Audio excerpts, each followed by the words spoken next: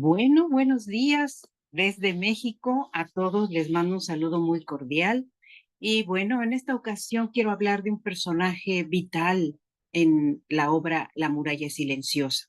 Lo voy a mencionar porque a colación del séptimo cuaderno, eh, él es un personaje esencial, inspirador para lo que se ha hecho en el séptimo cuaderno. Y les voy a explicar por qué.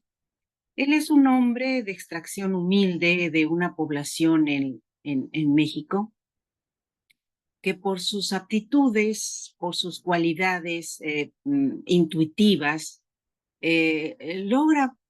logra colocarse en una posición interesante en lo que es el Asgardia del futuro en esa novela, La muralla silenciosa. Él es un personaje al que tienen que conocer los integrantes de un grupo para darse cuenta que es una especie de medium, porque cuando él se dirige en un discurso, cuando elabora un discurso hacia alguien o en un grupo, absorbe la energía del entorno para poder hablar y expresar lo que siente. Entonces, si lo ven como un individuo elaborando un discurso, no pueden ver realmente lo que él está interpretando.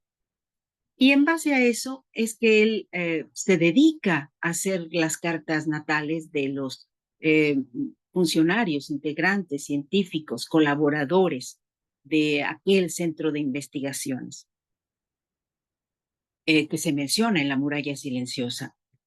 Y resulta que él encuentra capacidades y encuentra bloqueos en algunas personas, encuentra cualidades a desarrollar y las vincula siempre a una sinastría, la de la nación, donde ellos han creado toda una sinergia para elaborar programas diversos en torno a su función como asgardianos. Y lo menciono precisamente porque recientemente que se ha publicado, bueno, no se ha publicado todavía, está en revisión, no se ha publicado el séptimo cuaderno que habla de la balanza del conocimiento. ¿Y qué otra cosa es la balanza del conocimiento sino aprender a contemplar los ejes que somos en eso que se llama carta astral? Para muchos dirán, "Mm, yo soy científico, no me vengas con astrología".